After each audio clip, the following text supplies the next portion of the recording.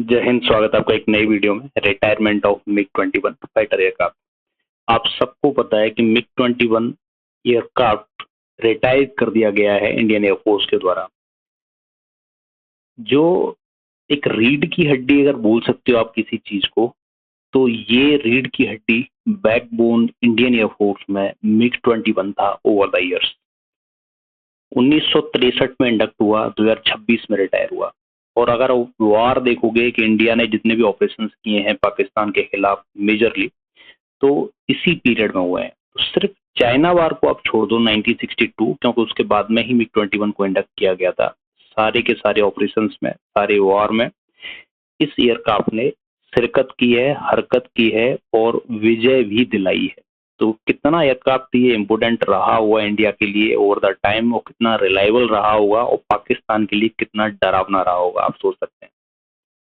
ये कुछ खूबियां हैं इस एयरक्राफ्ट की, आप स्क्रीन पर देख सकते हो। मिकोयान घुरिचिक, ये पूरा नाम है। मिका, मेगम शॉर्ट फॉर्म बोलते हैं। सोवियत एयरफोर्स, यूएसएसआर हुआ करता था उस टाइम पे, उसने ये प्रोड्यूस किया था।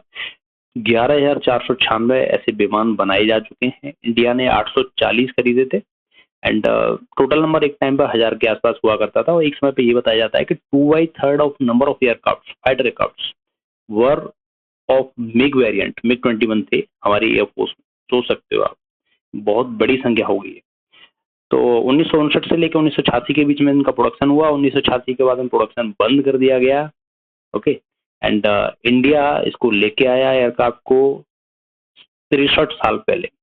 तो एक लंबी जर्नी रही है इस एयरक्राफ्ट की। 1965 हो गया, 1971 हो गया, देन बालाकोट एयर स्ट्राइक, 1999, सारे ऑपरेशंस में इसने कहीं ना कहीं एक रोल निभाया है।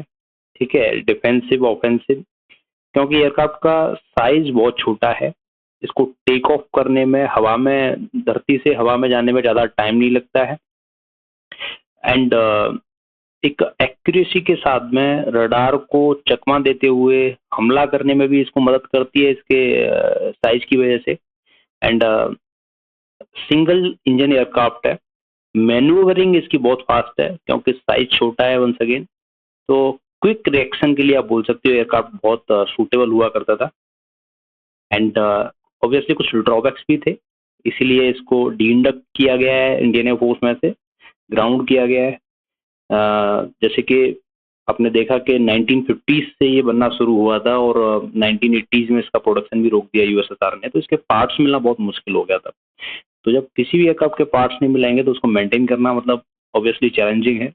और इसका रिप्लेसमेंट भी अब हमारे पास तैयार है, वो है तेजस एयरक्राफ्ट। तो इन सब चीज़ों को ध्यान में रखते हुए, क्योंकि ये पुराना एयरक्राफ्ट है, अभी 6th जनरेशन एयरक्राफ्ट बहुत सारे कंट्रीज बना रहे हैं, तो इन सब चीज़ों को ध्यान में रखते हुए इसको ग्राउंड करने का फैसला किया गया। कैजुअलिटीज भी एयरक्राफ्ट हमारे पायलट्स की बहुत हुई हैं, क्योंकि एयरक्राफ्ट सिंगल इंजन एयरक्राफ्ट था। तो इनकेस कुछ वर्ड हिट भी होता है तो सीधा डाउन हो जाता था।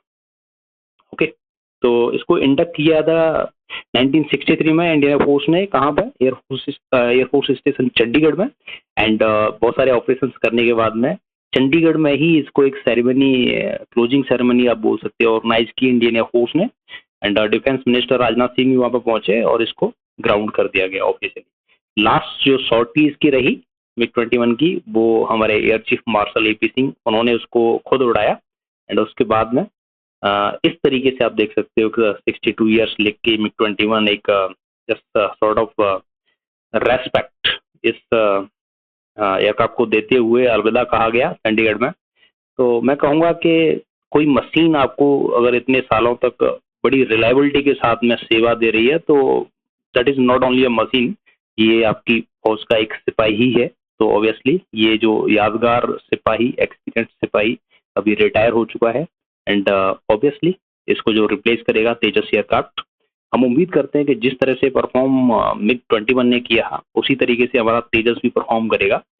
ऑब्वियसली उसे टाइम है थोड़ा सा अभी मैन्युफैक्चर होके इंडियन एयरफोर्स में। अभी 2 स्क्वाडन है तेजस के, और नंबर ऑफ स्क्वाडन ऐड होने में थोड़ा सा टाइम है, लेकिन जब भी वो इंडक्ट होगा इसी लाइन्स पे परफॉर्म करेगा, इसी रिलायबिलिटी के साथ में परफॉर्म करेगा।